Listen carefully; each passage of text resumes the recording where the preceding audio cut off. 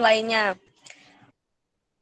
Ekologi berasal dari kata Yunani oikos ya atau disebut habitat dan logos yang biasa disebut dengan ilmu. Ekologi sebagai ilmu yang mempelajari baik interaksi antara makhluk hidup maupun interaksi antara makhluk hidup dan lingkungannya. Lanjut.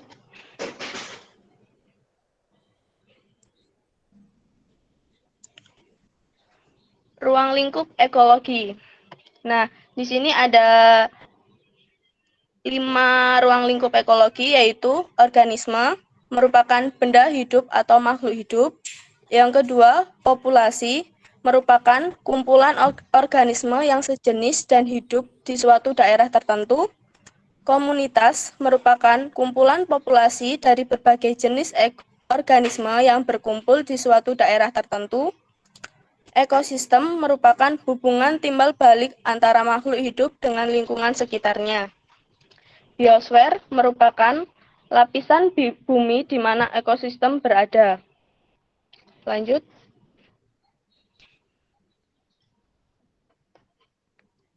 Nah, di sini ada struktur trofik dan piramida ekologi. Di situ piramida ekologi adalah susunan tingkat trofik atau tingkat nutrisi atau tingkat energi secara berurutan menurut rantai makanan atau jaring-jaring makanan dalam ekosistem. Lanjut, C. Nah, piramida ekologi dapat dibedakan menjadi 3 tipe, yaitu piramida jumlah. Piramida jumlah ini menggambarkan jumlah individu dalam populasi yang menempati tingkat trofik tertentu. Jumlah organisme yang menempati tingkat trofik 1 memiliki jumlah yang lebih besar dibandingkan dengan organisme yang menempati tingkat trofik 2. Begitupun organisme yang menempati tingkat trofik 2 lebih besar dibandingkan dengan jumlah organisme yang menempati tingkat 3. Untuk piramida biomasa adalah berat total komponen biotik pada area tertentu pada waktu tertentu. Biomasa tumbuhan diukur dari berat akar, batang, dan daun tumbuhan yang menempati area tertentu. Biasanya dihitung sebagai berat kering per meter persegi. Piramida biomasa dibuat berdasarkan berat total populasinya pada suatu waktu. Piramida energi. Piramida energi menggambarkan banyaknya energi yang tersimpan dalam bentuk senyawa organik yang dapat digunakan sebagai bahan makanan. Energi yang tersimpan itu dikenal sebagai produksi primer. Lanjut, C. Rantai makanan. Rantai makanan adalah sebuah peristiwa makan dan dimakan antara sesama makhluk hidup dengan urutan-urutan tertentu. Dalam suatu rantai makanan terdapat makhluk hidup yang mempunyai peran sebagai produsen, konsumen, dan sebagai dekomposer. Lanjut, C.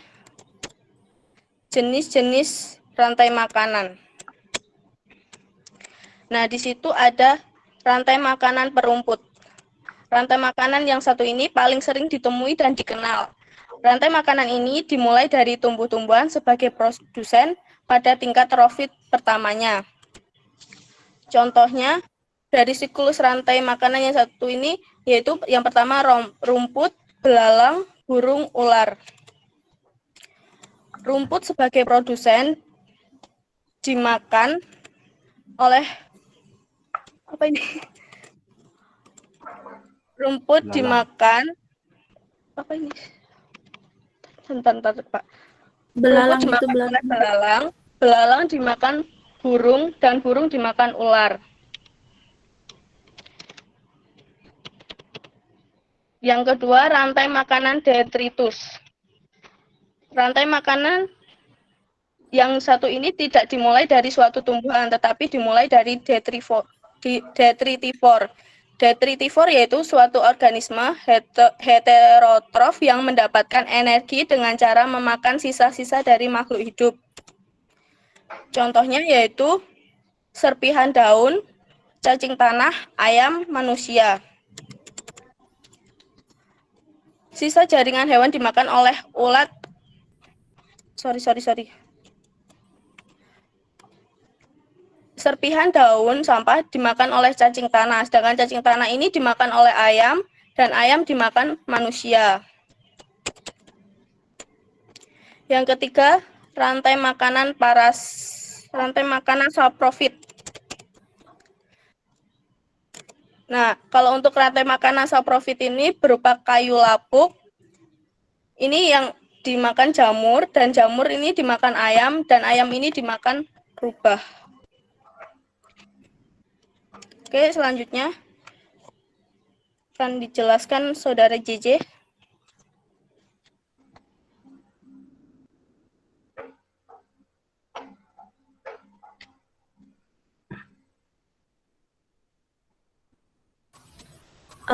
Tadi yang parasit udah belum, Riz?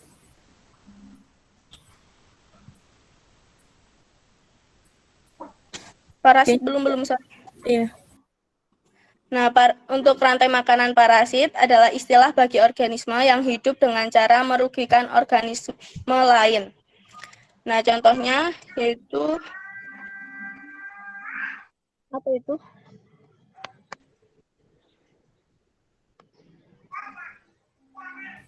Pohon yang dimakan nama ulet, nanti uletnya dimakan lagi sama burung, elang, atau apa? Nah, itu pohon yang dimakan ulet dan uletnya dimakan sama burung. Untuk slide selanjutnya masih saya jaring-jaring makanan.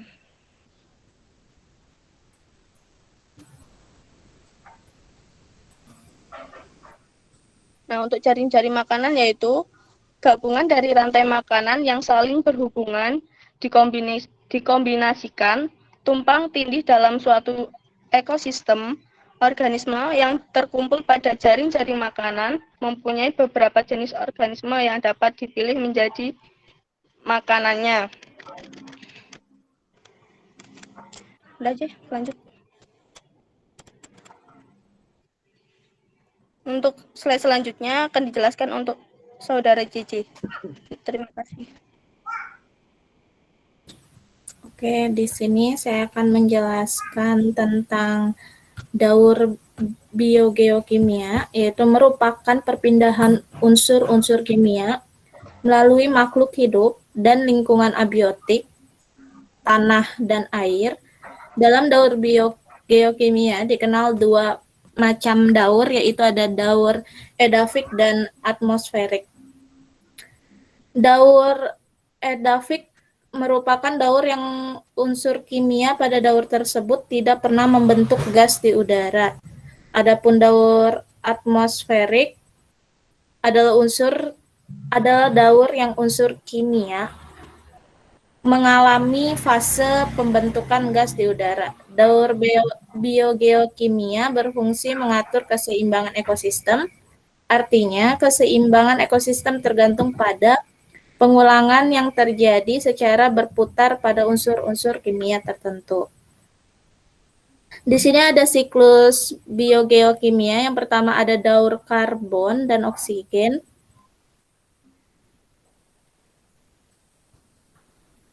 Di sini daur karbon adalah siklus biogeokimia di mana karbon dipertukarkan antara biosfer, geosfer, dihidrosfer, dan atmosfer bumi.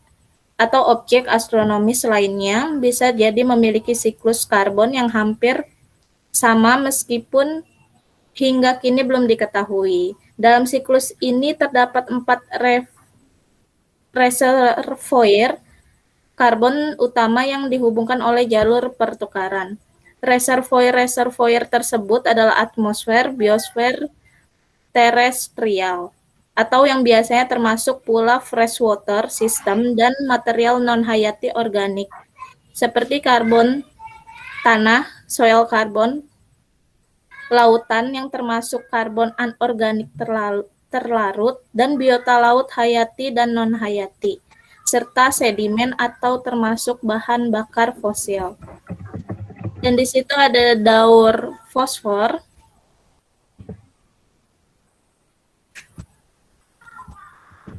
Daur fosfor hanya ditemukan dalam bentuk senyawa fosfat, PO43. fosfat diserap oleh tumbuhan dan digunakan untuk sintetis organik.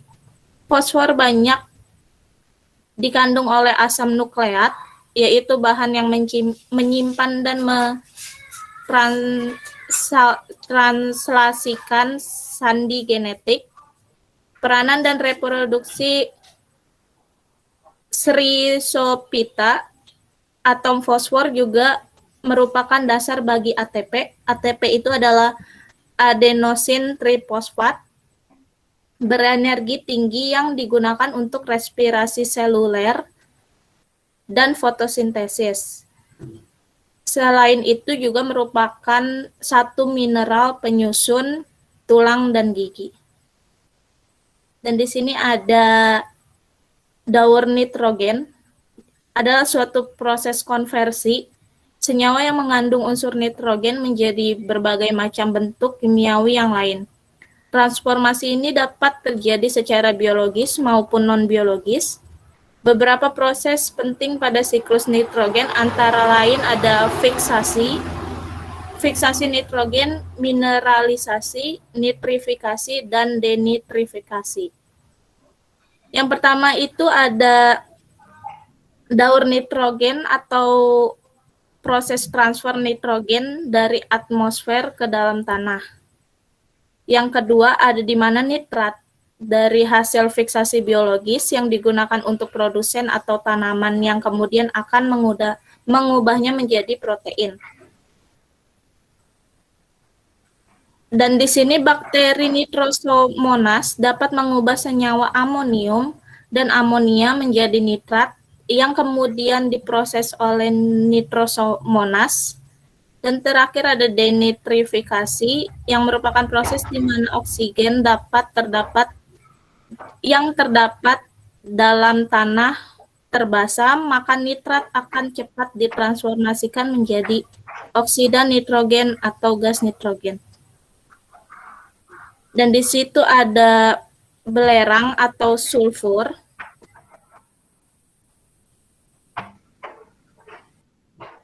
Daur belerang atau sulfur yaitu perubahan sulfur dari hidrogen sulfida menjadi sulfur dioksida, lalu menjadi sulfat dan kembali menjadi hidrogen sulfida lagi. Siklus sulfur dimulai dari dalam tanah, yaitu ketika ion-ion sulfat diserap oleh akar dan dimetabolisme menjadi penyusun protein dalam tumbuh-tumbuhan. Ketika hewan dan manusia memakan tumbuhan, protein tersebut akan berpindah ke dalam tubuh manusia. Dari tubuh manusia, senyawa sulfur mengalami metabolisme yang sisa-sisa hasil metabolismenya diuraikan oleh bakteri dalam lambung berupa gas. Dan salah satu zat yang terkandung dalam gas tersebut adalah sulfur. Gas sulfur dan sulfida juga berasal dari hasil reduksi senyawa sulfat secara anaerob oleh bakteri prereduksi sulfur. Oleh bakteri sulfur, gas sulfur dan sulfida di udara dioksidasi menghasilkan sulfur. Selanjutnya sulfur dioksidasi lagi menjadi membentuk sulfat di dalam tanah. Yang terakhir ada daur air. Siklus air atau siklus hidrologi adalah sirkulasi air yang tidak pernah berhenti di atmosfer ke bumi dan kembali ke atmosfer melalui kondensasi, presipitasi, evaporasi, dan transpirasi. Secara garis besar, hidrologi dibedakan menjadi 3 macam, yaitu ada hidrologi pendek, daur hidrologi sedang, dan daur hidrologi panjang. Daur hidrologi pendek yaitu air laut menguap, uap air naik ke udara, lalu bersatu menjadi awan. Daur hidrologi sedang yaitu ada air laut menguap, uap air naik ke udara, dan terbawa angin sampai di atas daratan membentuk awan. Dan daur hidrologi panjang, yaitu ada uap air yang berasal dari penguapan air laut, kolam, danau, sungai, maupun hasil transpirasi tumbuhan naik ke udara lalu bersatu menjadi awan. Dan yang keempat ini akan dijelaskan oleh Yusak. Silakan Yusak. Baik, saya akan membacakan slide selanjutnya. Peranan manusia terhadap lingkungan. Yang pertama, manusia sebagai organisme yang dominan secara ekologi. Manusia memiliki peranan penting dalam biosfer karena manusia merupakan makhluk yang dominan secara ekologi. Terdapat dua alasan mengapa manusia disebut dominan secara ekologi, yaitu manusia dapat berkompetisi secara lebih baik untuk memenuhi kebutuhan hidupnya, terutama dalam hal makanan, jika dibandingkan dengan makhluk lain selain yang ada di dalam ekosistem. Manusia mampu memberikan pengaruh yang besar terhadap lingkungan, tempat hidupnya, atau organisme lain. Suatu makhluk hidup dikatakan dominan secara ekologi apabila menyangkut jumlah populasi, ukuran tubuh, dan kemampuan untuk mengubah lingkungannya. Kedua, manusia sebagai makhluk pembuat alat. Kemampuan membuat alat erat hubungannya dengan sifat tegak manusia yang memungkinkan dia bebas menggunakan tangannya. Di samping itu, kemampuan itu juga erat hubungannya dengan kemampuan penglihatan, kecekatan, dan kemampuan penalaran otaknya yang tinggi.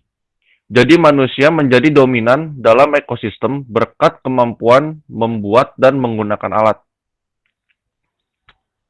Ketiga, manusia sebagai penyebab evolusi.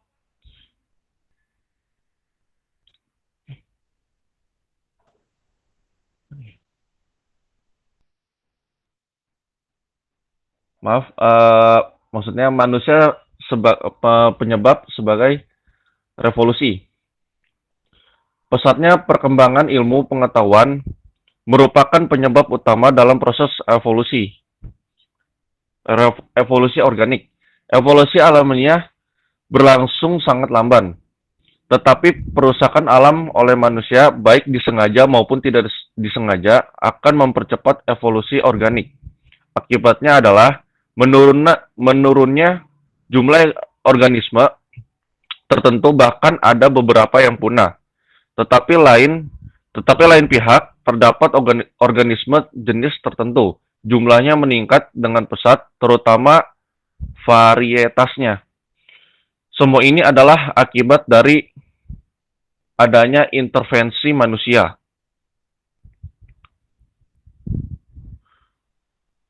Yang keempat, manusia sebagai makhluk perampok. Perkembangan dominasi manusia sejalan dengan perkembangan alat-alat yang digunakan. Manusia dikenal sebagai makhluk yang paling hebat dalam mengeksploitasi ekosistem. Ia dapat mengeksploitasi ekosistem darat maupun laut. Hal ini terjadi karena sifatnya yang omnivor dan kebutuhannya yang beraneka ragam. Sejak semula manusia mengeksploitasi ekosistem tidak hanya untuk memenuhi kebutuhan makanannya saja, tetapi juga keperluannya, misalnya pakaian dan membuat perumahan. Yang kelima, manusia sebagai makhluk pengotor. Manusia merupakan satu-satunya makhluk yang mengotori lingkungannya. Hewan membuang kotoran berupa fases yang dapat diuraikan untuk daur ulang karena terdiri dari zat organik. Tetapi pada manusia, selain fases, manusia juga membuang kotoran zat organik lain yang penguraiannya sangat lamban. Kotoran tersebut berasal dari bahan sintetik dan bahkan zat yang beracun. Sumber kotoran manusia ini berasal dari rumah, perkebunan tempat kerja, alat transportasi, dan kegiatan lain. Semua ini akan mencemari lingkungan. Bahan pengotor ini biasanya adalah zat buangan yang dapat terbentuk padat, cair, maupun gas. Slide selanjutnya. Permasalahan lingkungan. Yang pertama, polusi udara adalah suatu perubahan kondisi lingkungan yang merugikan banyak pihak yang disebabkan oleh hasil aktivitas manusia secara keseluruhan atau sebagian melalui pengaruh langsung atau tidak langsung. Kedua, perubahan iklim. Perubahan pola dan intensitas unsur iklim dalam periode waktu yang sangat lama yang berhubungan dengan cuaca. Yang ketiga, penipisan sumber daya alam. Ini terjadi ketika sumber daya dikonsumsi lebih cepat daripada penggantiannya. Yang terakhir, kepunahan makhluk hidup. Kepunahan terjadi bila tidak ada lagi makhluk hidup yang spesies tersebut tidak dapat berkembang biak dan membentuk generasi yang baru. Ya. Sekian presentasi dari kami. Materi telah selesai. Bagi teman-teman yang ingin bertanya, diperbolehkan. Oke, terima kasih untuk berarti kelompok 5 ya. Kelompok 5, Jessica, Risa, dan Yusak. Sebelum kita masuk ke pertanyaan, seperti biasa, saya kasih ke teman-teman dulu nih untuk mengomentari hasil presentasi dari Yusak, Jessica, dan Risa. Gimana? Ada yang mau komentar gak? Kalau mau komentar bagus, silahkan komentar bagus. Kalau misalkan ada yang mau berkomentar kurang ini, kurang itu, silahkan juga ya. Ayo silahkan. Ada yang mau komentarin nggak?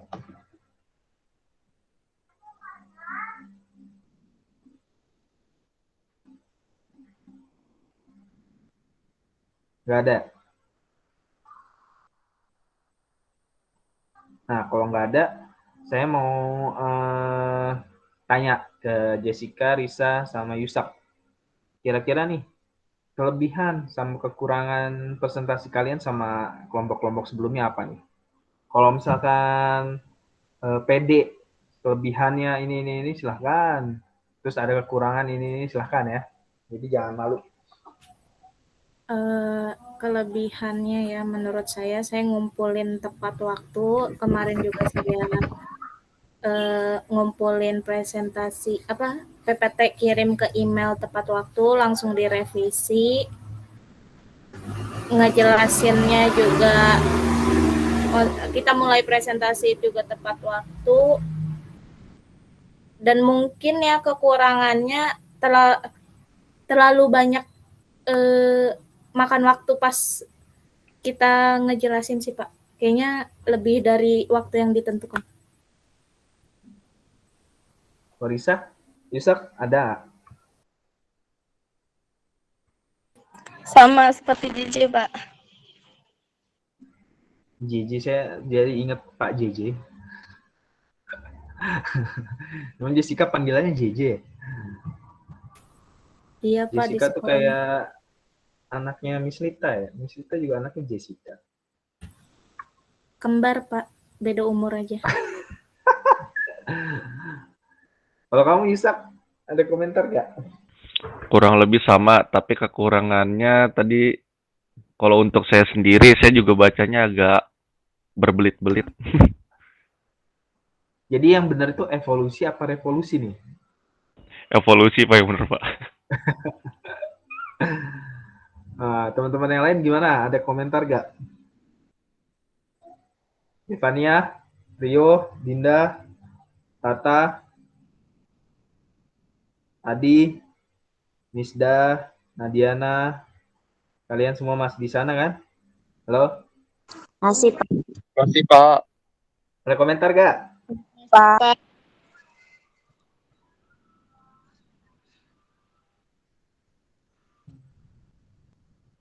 Oke, kalau nggak ada komentar saya aja ya yang nanya dikit. Ini yang ngerjain presentasinya bertiga semua atau ada siapa gitu, Jess? Kita bagi sih Pak, jadi Yusak sama Risa nyari materi, saya bikin PPT. Template-nya dari mana? Dari SlideGo. Iya, dari Slidesgo. Terus itunya, jadi di SlideGo itu udah ada binatang-binatang gini atau kamu input dari Freepik lagi atau Platicon lagi? Oh enggak Atau Pak, memang emang saya nyarinya udah ada yang ya? ada, iya, nyari yang Berarti ada. di SlideGo-nya udah ada ya? Iya Pak. Oke.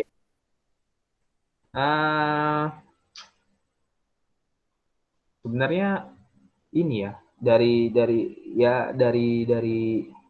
apa presentasi yang sudah mungkin presentasi Jessica saya bilang sudah sangat bagus ya dari yang sebelum-sebelumnya.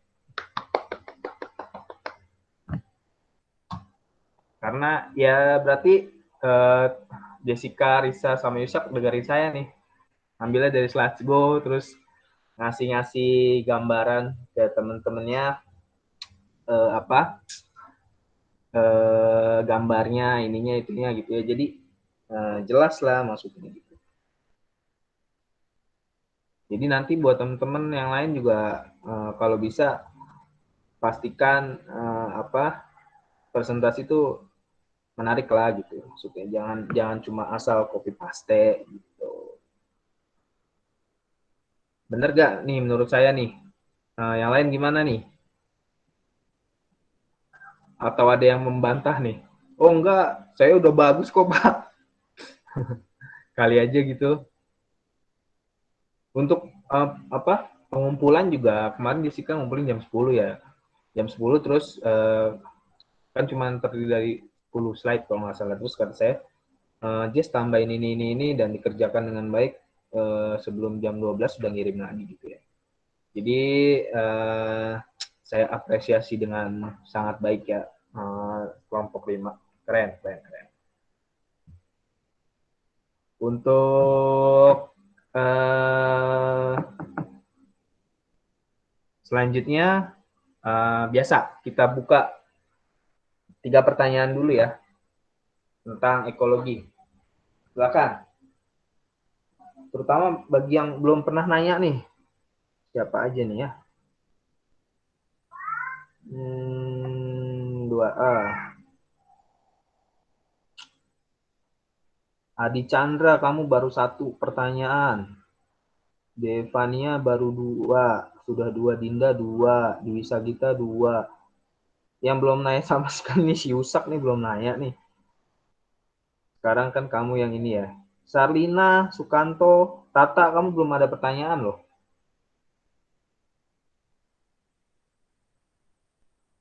Yang udah banyak nih, ada Puji, ada Rahayu, ada Rio. Udah 3 semua. Yang 2 ada Risa, ada Misda, ada Jessica. Ayo, silahkan. Kelompok 6. Berikan pertanyaan.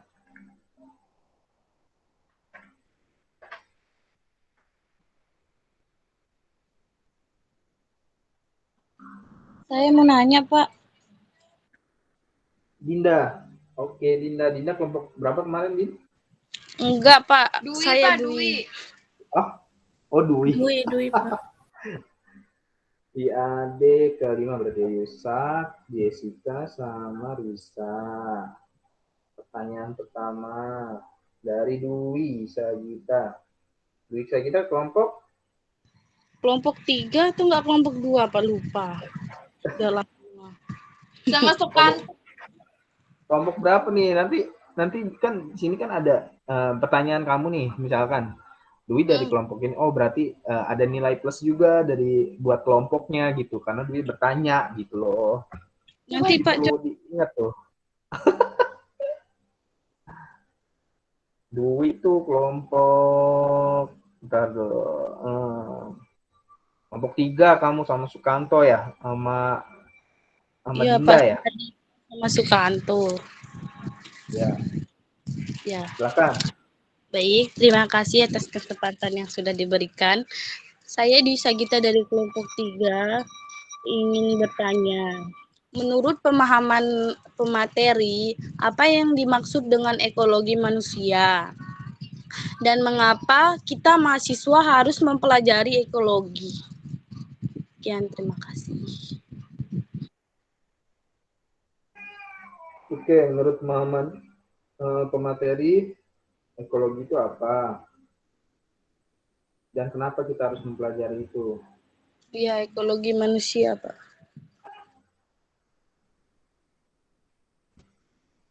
Pertanyaan kedua, silakan.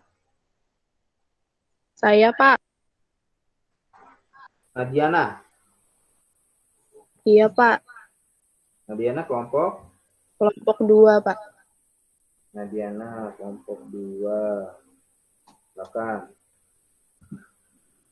Tadi kan ada dijelaskan tuh tentang piramida. Nah, saya mau minta kekurangan dan kelebihan dari piramida masing-masing, Pak. Oke, Sekian. jadi kekurangan dari 3 piramida tadi ya. Iya, Pak, kekurangan dan kelebihan.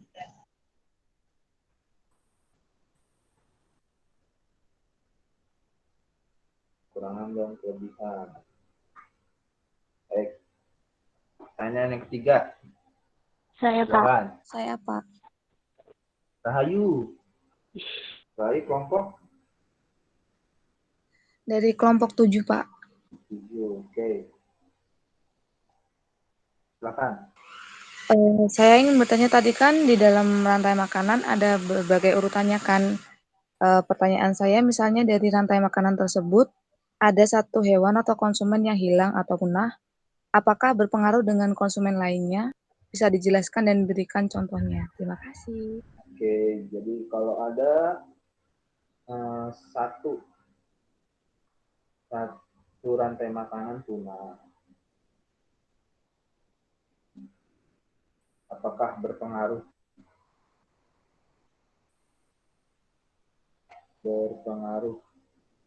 dengan yang lainnya?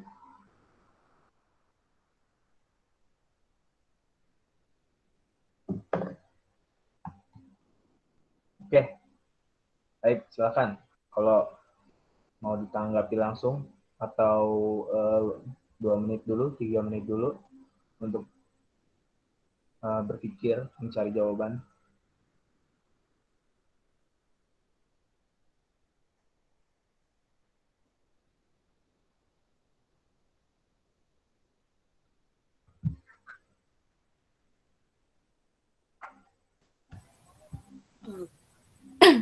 Pak, tadi yang pertanyaan kedua Dwi, apa Pak? Saya lupa.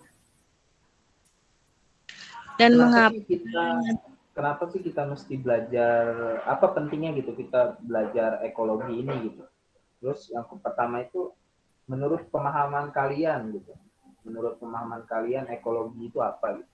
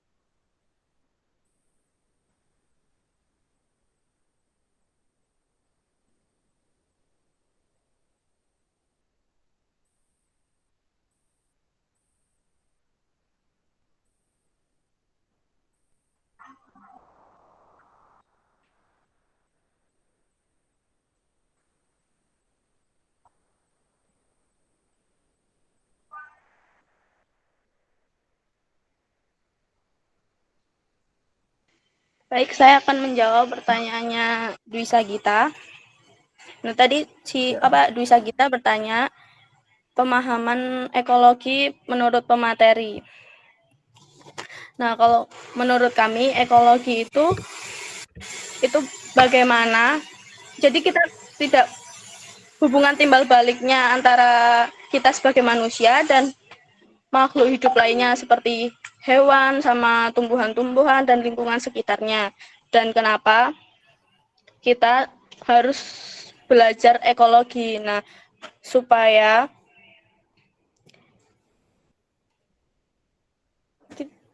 bentar.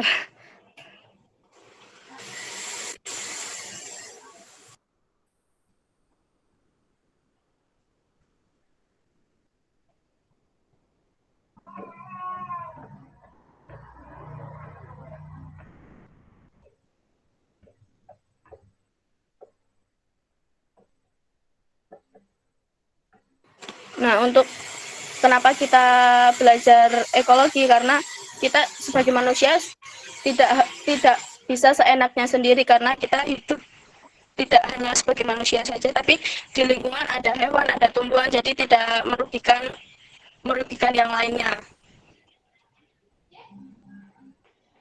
Bagaimana Dwi Sagita?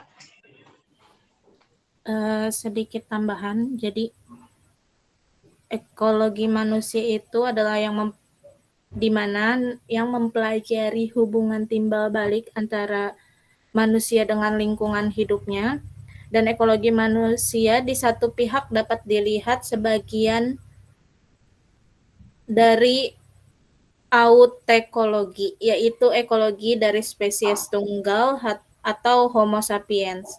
Saat manusia dilihat sebagai makhluk sosial, maka ekologi manusia dapat menggunakan sinekologi, sehingga ekologi manusia bersifat sebagai sosial.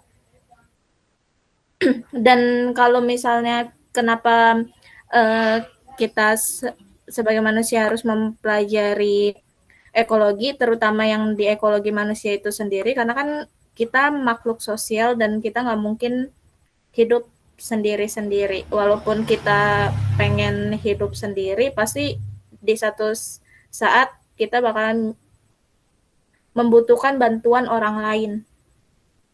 Walaupun kita bisa ngerjain sesuatu hal itu sendiri. Gimana jawabannya, Dwi?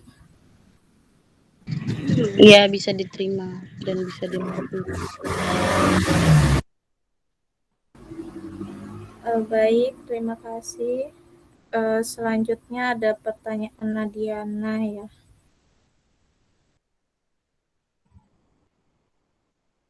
Kelebihan dan kekurangan dari masing-masing piramida.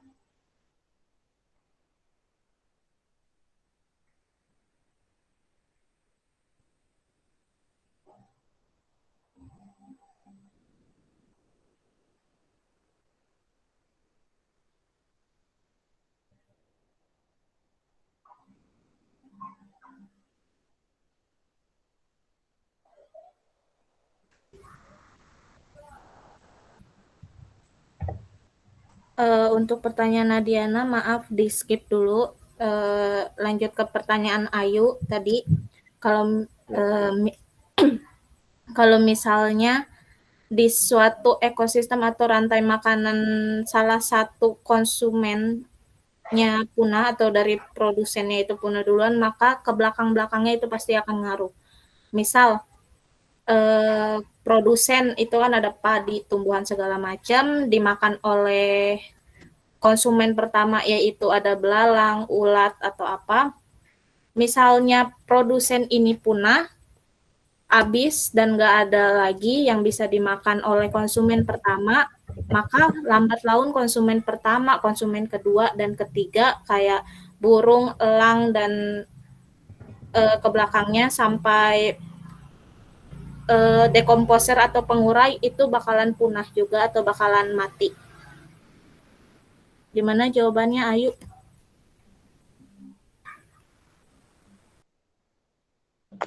Jika misalnya kayak misal produsen pertama, enggak, yang produsen kedua, itu kan makanannya kan Misalnya yang Nggak ada makan produsen kedua. pertama kan.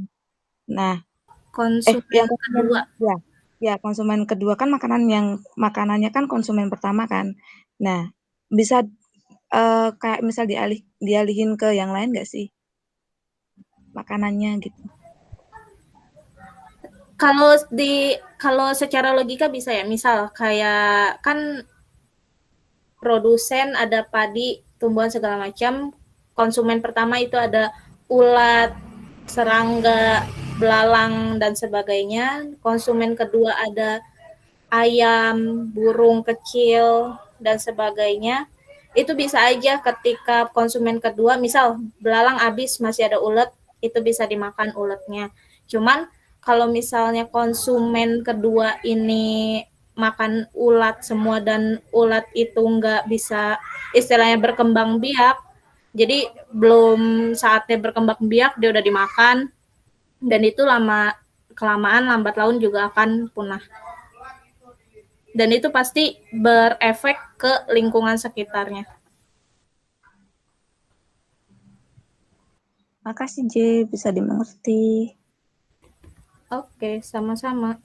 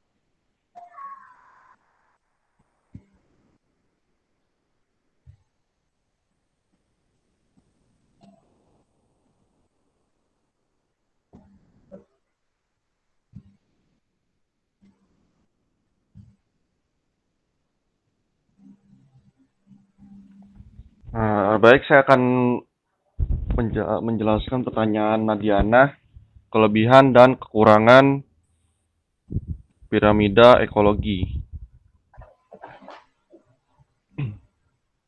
Kelebihan piramida ekologi, selain menunjukkan kepada kita pola makan organisme dalam ekosistem yang berbeda, tetapi juga piramida ekologi bertanggung jawab memberikan wawasan tentang bagaimana transfer energi yang tidak efisien dan menunjukkan pengaruh bahwa perubahan jumlah pada suatu tingkat trofik dapat terjadi pada tingkat trofik di atas dan di bawahnya. Nah, untuk kekurangannya, jenis piramida ini hanya berlaku dalam rantai makanan sederhana. Tidak selalu terjadi secara alami. Mereka juga tidak dapat mempertimbangkan kemungkinan keberadaan spesies yang sama pada tingkat trofik yang berbeda.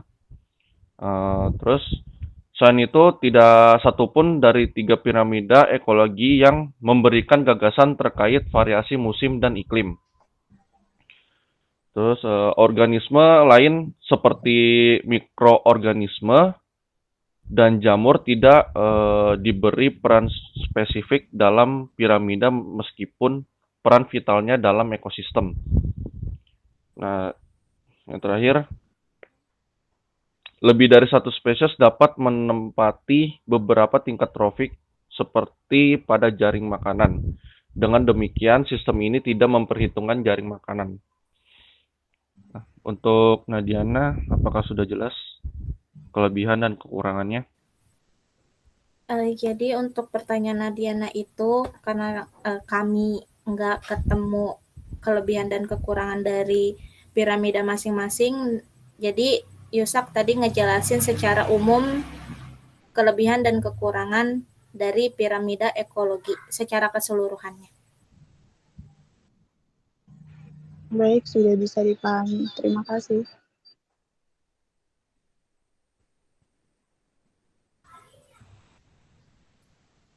Ya, buka lagi pertanyaan. Siapa lagi yang akan bertanya? Saya, Pak. Pak, Siapa nih? Dinda ya? Ada Dinda ya? Retno sama Dinda, Pak. Oke, Dinda dulu. Silakan. Dinda kelompok 3. Ya, baik, terima kasih untuk kesempatan yang telah diberikan. Saya ingin bertanya, apa yang menyebabkan daur biogeokimia dan berasal dari manakah siklus komponen biokimia tersebut? Apa yang menyebabkan daur biokimia? Ya, Biokimia.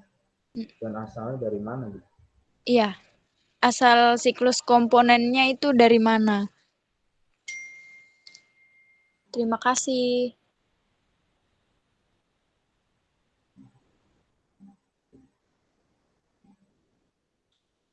Yang kelima, Retno. Ya, Retno saya kelompok. Retno dari kelompok 6. Retno Tadi kan kelompok 6. dijelaskan tentang jaring-jaring makanan. Dari situ terdapat ada food chain dan food web. Tolong dijelaskan apa itu food chain dan food web dan tolong disertakan contohnya. Food chain dan food web itu apa? Dan contohnya gimana?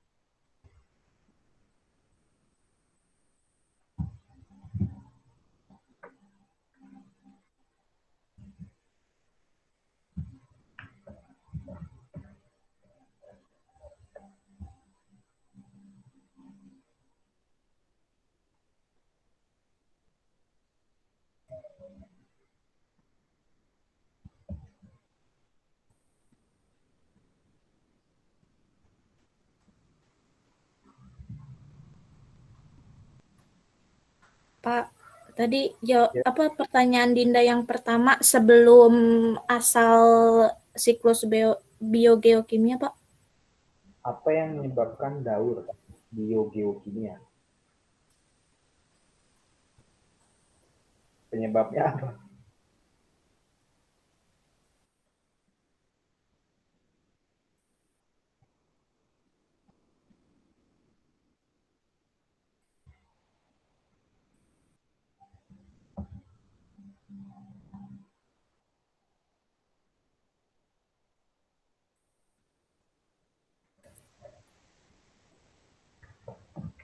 Susan katanya mau nanya, Pak, tadi. Masih ada kan, Pak? Satu lagi. Oh iya, satu lagi ya? Iya. Oh benar. Baru 5. Ya Pak, saya mau nanya lagi. Susan, kelompok berapa Susan? Dari kelompok 6 Pak. Oke. Saya mau tanya manfaat dari biogeokimia itu seperti apa sih? Manfaat dari biogeokimia. Manfaatnya apa sih?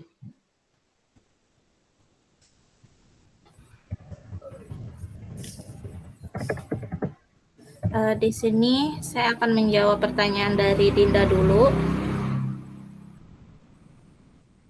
tentang biogeokimia. Melalui serangkaian organisme dan lingkungan fisik, unsur-unsur tersebut mengalami daur atau siklus. Daur yang melibatkan unsur senyawa kimia dan mengalami perpindahan melalui serangkaian organisme itu adalah disebut daur biogeokimia. Dan biogeokimia itu berasal dari 3 kata, yaitu ada biologi, geologi, dan kimia. Artinya siklus biogeokimia adalah proses perbedaan unsur-unsur kimia dari lingkungan ke komponen biotik dan kembali lagi ke lingkungan. Proses ini terjadi secara berulang-ulang dan tidak terbatas. Dan tadi juga ada 5 siklus di biogeokimia, ada siklus air atau hidrologi, ada siklus nitrogen, fosfor, karbon atau oksigen, dan ada siklus sulfur atau belerang. Jadi siklus biogeokimia itu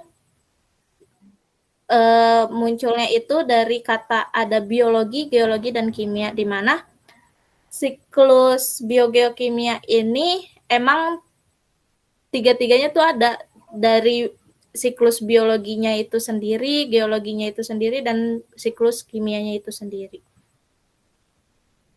Gimana Dinda? Apakah dimengerti? Bisa. Terima kasih ya, Jess. Terima kasih atas jawabannya.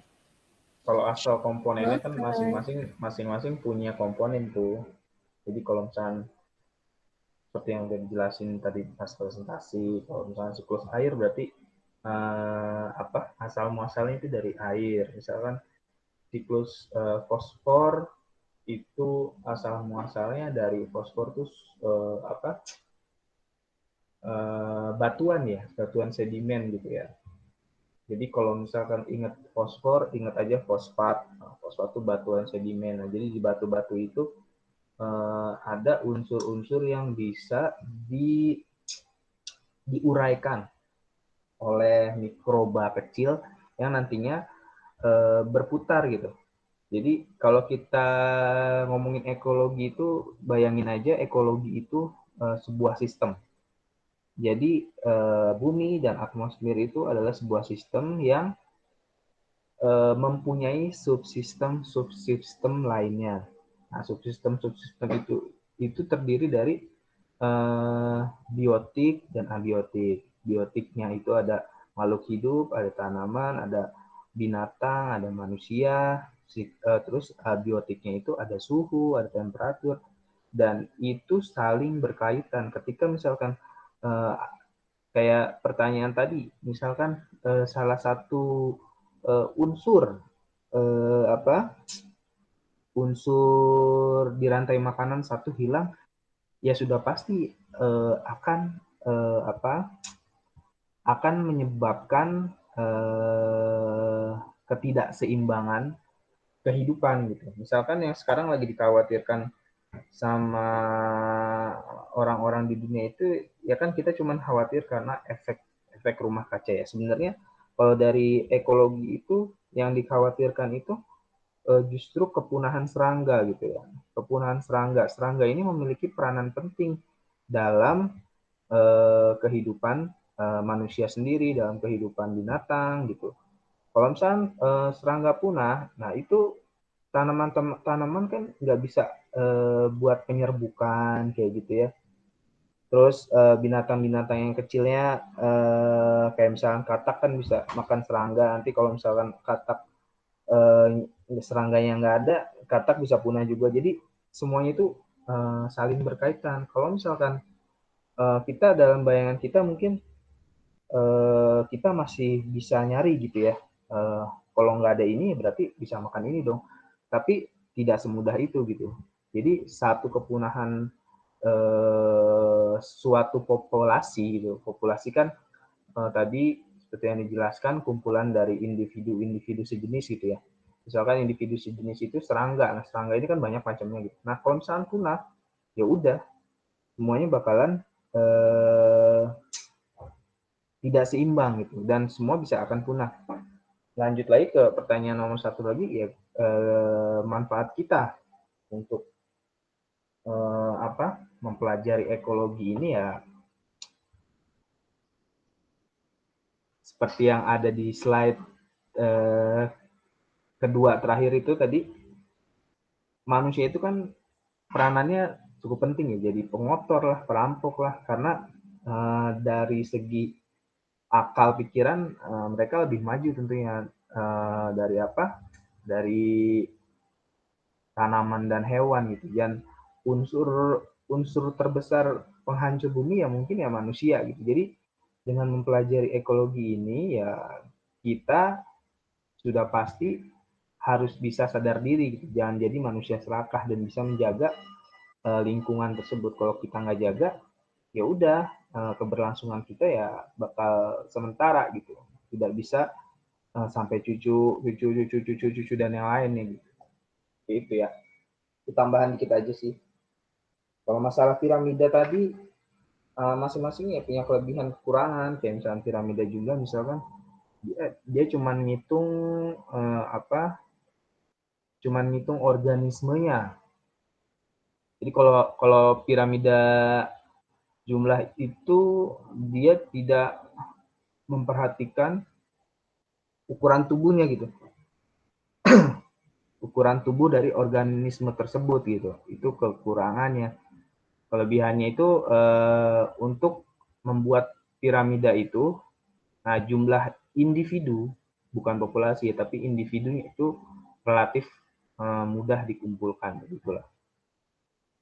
Masing-masing punya kelebihan dan kekurangan. Cuman kalau misalkan banyak dipakai sama ahli-ahli, ya dia memakainya piramida energi yang terakhir diuji gitu. Nah, dalam menjelaskan piramida energi ini, bayangkan saja misalkan piramida energi itu adalah suatu transfer energi. Jadi, produsen misalkan mempunyai 100.000 kilogram di dalamnya ya, nutrisi lah apa itu semuanya dimakan oleh konsumen tingkat 1. Nah, berpindah kan tuh transfer energinya, tetapi nanti yang dihitung adalah misalkan 10%-nya aja gitu yang masuk ke konsumen tingkat 1. Misalnya dari 100.000 yang dimakan energinya, itu yang masuk ke dalam tubuh si konsumen tingkat 1-nya itu cuma 100.000, 10%-nya berarti 10.000 ya, 10.000. Nah, 90.000-nya kemana? 90.000-nya itu digunakan oleh konsumen tingkat 1 untuk mengeluarkan energi. Nah, begitu juga naik lagi ke konsumen tingkat 2. Konsumen tingkat 2 makan si konsumen tingkat 1 yang 10.000. 10.000, 10%-nya diambil untuk tubuhnya. Jadi tinggal 10.000 jadi 1.000.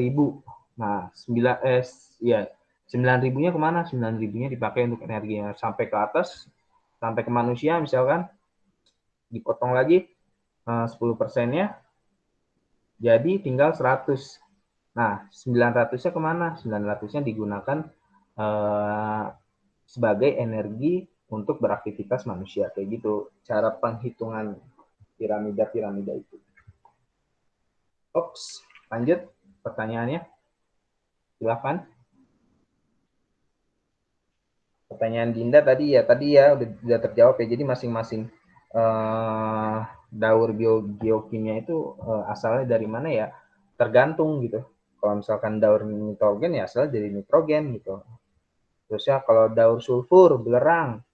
Sulfur itu kan belerang. Terus ingat aja sulfat. Sulfat itu ada lebih banyak dihasilkan oleh gunung berapi, letusan gunung berapi. Lalu asap-asap pabrik itu mengeluarkan belerang juga, nanti jatuh ke tanah, terus diserap sama bakteri pengurainya.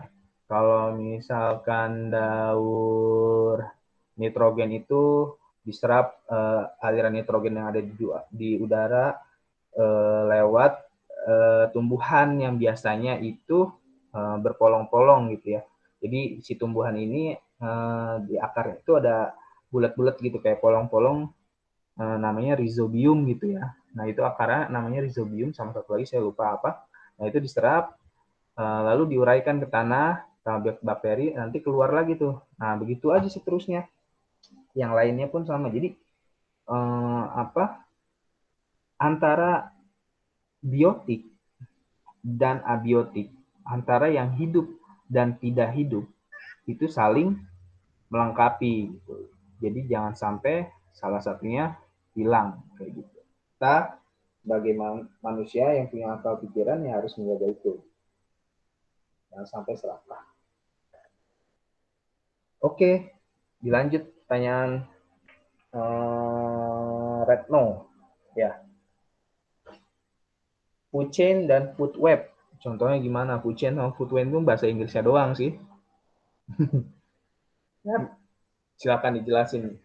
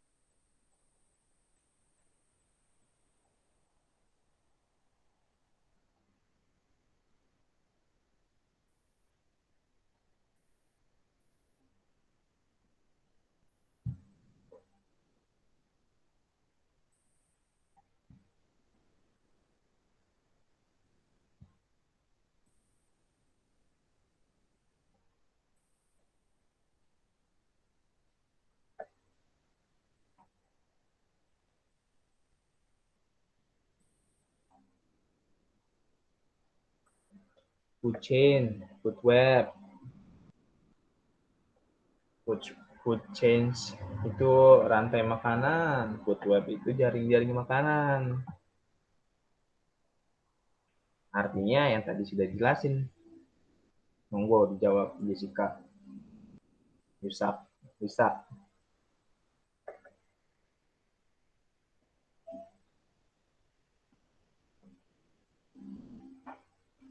Saya akan menjawab pertanyaannya si Saudara Retno.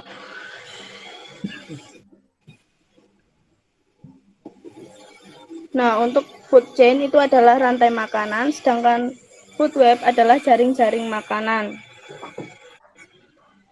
Rantai makanan adalah bagian dari jaring-jaring makanan. Secara sekilas rantai makanan dan jaring-jaring makanan terlihat sama, namun sedikit berbeda. Rantai makanan adalah serangkaian proses makan dan dimakan antara makhluk hidup berdasarkan urutan tertentu yang terdapat peran sebagai produsen, konsumen, dan dekomposer. Jaring-jaring makanan adalah gabungan dari rantai makanan yang saling berhubungan dikombinasikan tumpang tindih dalam suatu ekosistem.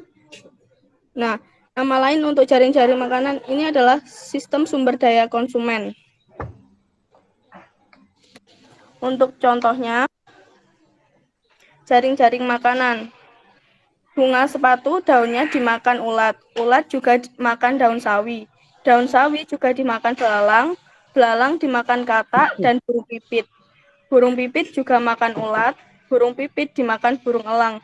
Daun sawi juga dimakan oleh tikus. Tikus dimakan oleh burung elang. Akibatnya dalam suatu ekosistem tidak hanya terdapat satu rantai makanan saja, tetapi banyak bentuk rantai makanan. Nah, rantai-rantai makanan yang saling berhubungan antara satu dengan yang lainnya itu disebut jaring-jaring makanan. Dan untuk rantai makanan contohnya sama kayak tadi, kotoran hewan. Bentar, sorry.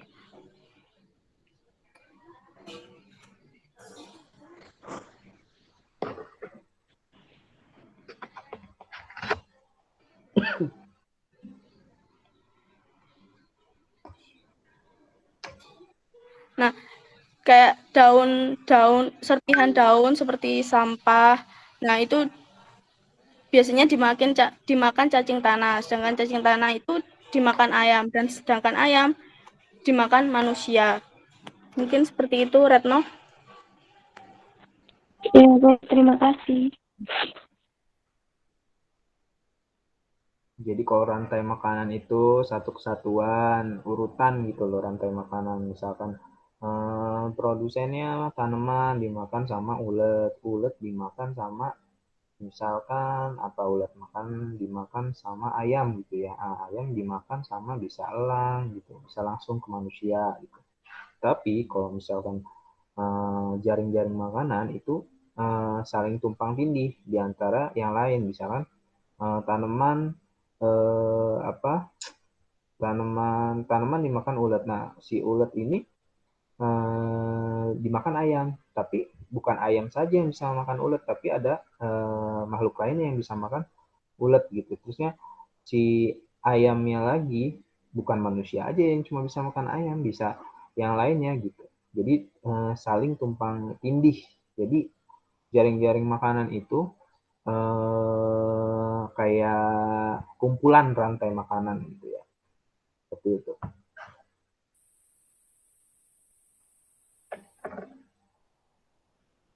Pertanyaan ketiga.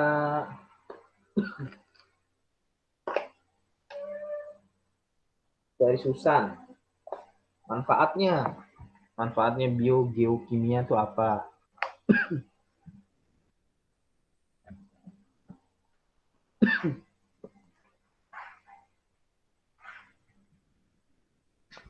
Ya, saya akan menjawab pertanyaannya Puji Susanti. Manfaat daur ulang biogeokimia. Manfaatnya yang sangat penting karena melalui daur biogeokimia, unsur-unsur yang diperlukan untuk kehidupan di bumi dapat diatur dengan memutarnya melalui aspek biologis dan fisik. Siklus biogeokimia adalah bentuk daur ulang alami yang memungkinkan kelangsungan hidup ekosistem secara berkelanjutan.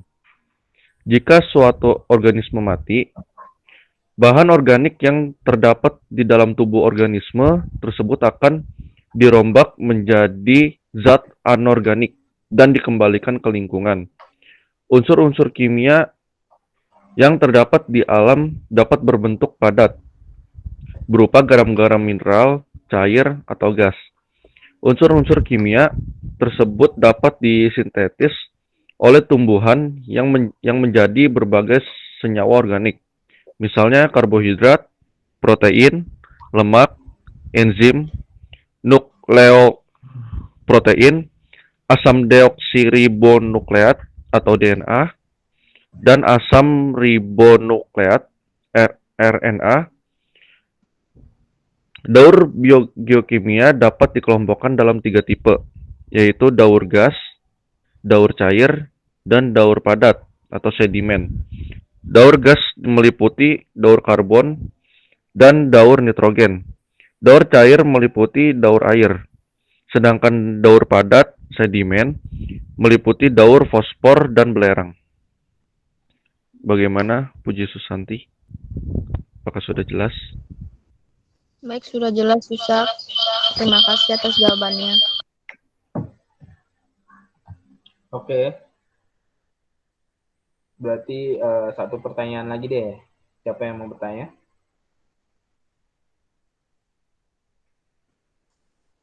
Tak, kamu nggak mau nanya ini, Tak?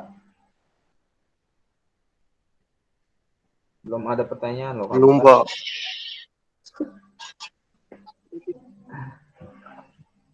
Siapa lagi mau nanya? Kalau nggak ada yang nanya, saya aja yang mau nanya.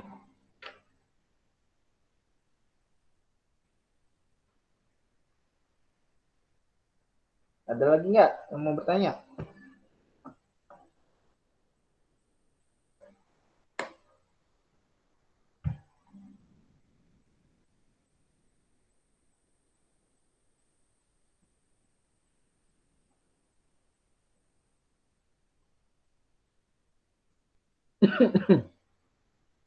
Sukanto, mana Sukanto? Sukanto Saya ada mau Mas tanya, Sukanto? Pak. Nah, siapa? Sarlina, Pak. Oke, Sarlina, silakan Sarlina.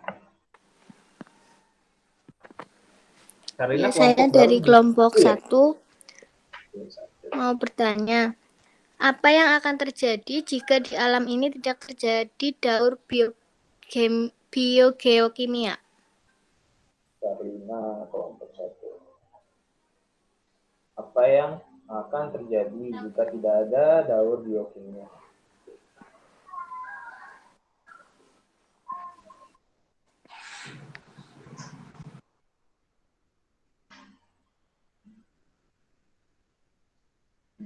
Biokimia. Oke, langsung dijawab.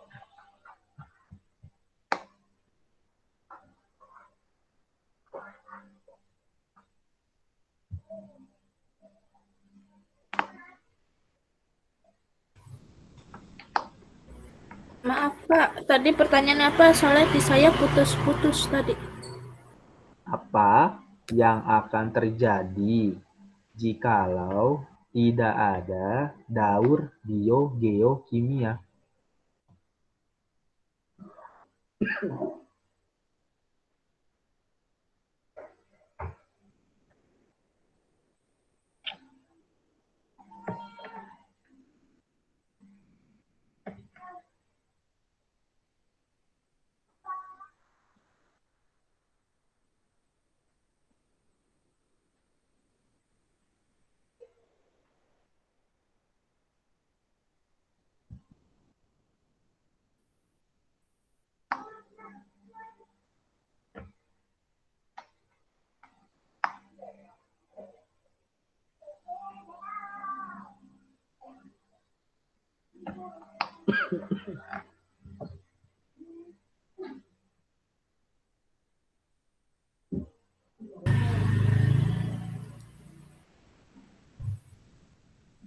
Baik, saya akan menjawab pertanyaan Sarlina. Yang akan terjadi jika daur biogeokimia itu tidak ada, yang pertama sebentar. Yang pertama, lingkungan yang pasti akan mengalami kerusakan yang sangat berat dan berakibat sangat fatal. Contohnya, pencemaran udara akan sangat berpengaruh bagi makhluk hidup yang ada di bumi. Yang kedua, itu akan mengalami pencemaran tanah yang akan berpengaruh juga pada makhluk hidup seperti tumbuhan. Jadi jika tanah tidak ada bakteri yang mengurai, maka itu akan rusak juga. Dan yang ketiga itu pencemaran air yang akan merugikan semua makhluk hidup karena peran air sangat penting dalam kehidupan kita sehari-hari. Bagaimana, Sarlina? Iya, C. Terima kasih. Terima kasih. Oke. Ini Sukanto kemana, Sukanto? Ada nggak Sukanto?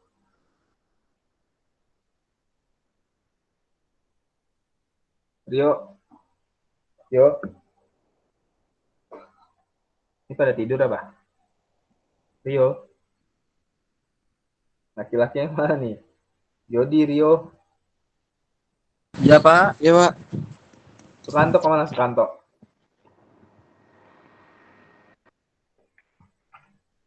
Berarti hari ini dia nggak masuk ya?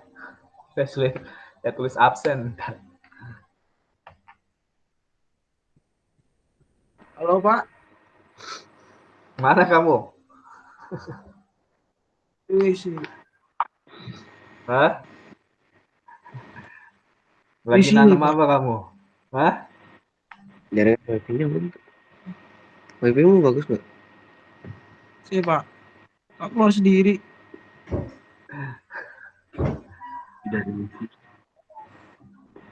Lagi ngapain? Lagi nanam apa? Lagi. Emang di sana udah panen? Pulpenku mana tadi? Cok, pulpen sih Pak. Pulpen sama bukuku mana? Diam dulu.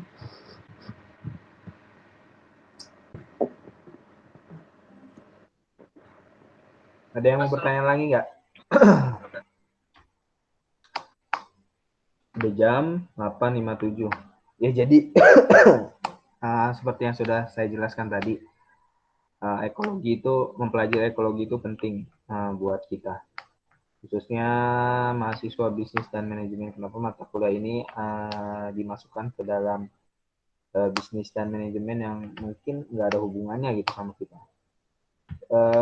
Ya nanti kan kita kan bekerja ya, maksudnya bekerja entah itu di perusahaan atau mempunyai perusahaan sendiri gitu.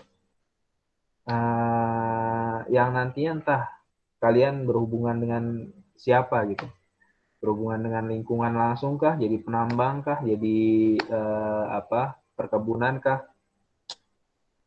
yang pastinya itu melibatkan lingkungan gitu. Kalaupun kalian bekerja juga mungkin bos kalian nanti serakah gitu, kalian bisa ngasih ide mungkin entah itu nantinya keluar dari kerjaan kalian karena tidak sesuai dengan apa yang ada di hati kalian gitu. Kalian sudah bilangin jangan terlalu serakah dengan ini gitu, dengan duit.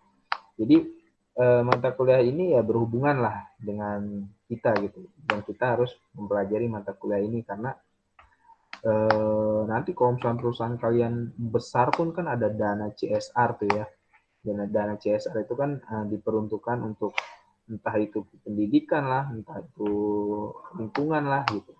Jadi sangat penting kita sadar akan peranan kita terhadap lingkungan seperti itu. Nah, terakhir jam 9 masih ada 10 menit, berarti saya masih bisa bertanya ke teman-teman semua deh ya, jangan cuman kelompok Jessica doang. Dalam piramida ekologi ataupun dalam rantai makanan, kenapa sih di situ yang dijadikan produsen itu tanaman? Kenapa nggak yang lain?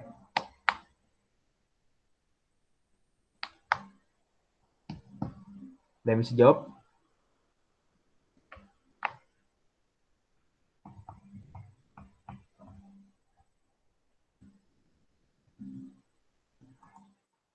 Ada yang bisa jawab gak? Kenapa tanaman ada di posisi produsen yang pertama? Saya mau jawab. Ya, silakan. Karena kan kita sebagai makhluk hidup nggak bisa menghasilkan makanan sendiri. Hewan-hewan juga nggak bisa menghasilkan makanan sendiri. Sedangkan tumbuhan itu bisa menghasilkan makanan sendiri dengan cara berfotosintesis. Jadi kenapa produsennya itu berupa tanaman? Ya dia bisa menghasilkan makanan sendiri dan hasilnya itu akan dimakan juga sama kita makhluk hidup, manusia maupun hewan yang lain. Oke, sip. Nah, jawabannya bagus. Karena memang manusia, binatang itu nggak bisa menghasilkan makanan sendiri. Jadi kita ini termasuk makhluk hidup yang heterotrof ya. Kalau dalam bahasa biologinya itu heterotrof, makhluk yang tidak bisa menghasilkan makanan sendiri. Sedangkan kalau tanaman itu termasuk makhluk hidup yang autotrof gitu. Jadi bisa menghasilkan makanan sendiri. Jadi dia bisa berfotosintesis benar dari matahari gitu. Jadi kembali lagi semuanya itu saling berkaitan. Misalkan matahari yang nggak ada ya udah punah aja semuanya gitu ya.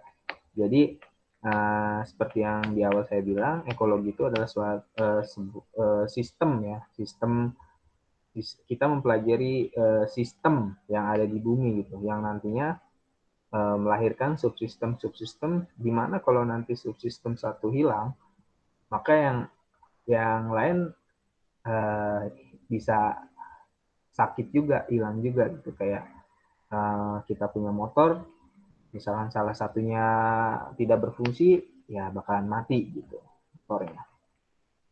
Oke, karena sudah mendekati waktu jam 9, habis ini kalian ada pelajaran lain ya? Ada Pak. Siapa? Ada Pak. Pak Franky paling ngasih tugas aja ya.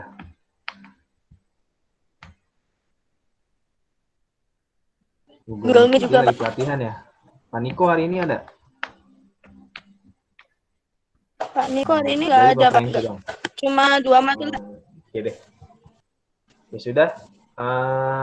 Terima kasih teman-teman semua, khususnya kelompok 4 sudah share materi ekologi, sudah memberikan ilmu kepada kita semua, sudah share ilmu kepada kita semua. Kalau kayak gini kan maksudnya enak juga ya, jadi kalian tidak cuman saya banyak ngomong gitu, jadi kalian juga lebih banyak melakukan aktivitas gitu, maksudnya lebih banyak memberikan ilmu juga kepada kita semua gitu. Saya lebih suka seperti ini sih, jadi kita diskusi-diskusi aja gitu. Kalau misalnya ada yang misalkan belum paham, mungkin bisa ditanyakan dan kita bisa diskusikan. Oke, terima kasih semuanya. Semoga sehat selalu, salam sejahtera, tetap semangat semuanya. Selamat pagi ya. Saya tutup ya. Terima kasih. Terima kasih Pak. Terima kasih semuanya. Terima kasih Pak. Terima kasih Pak.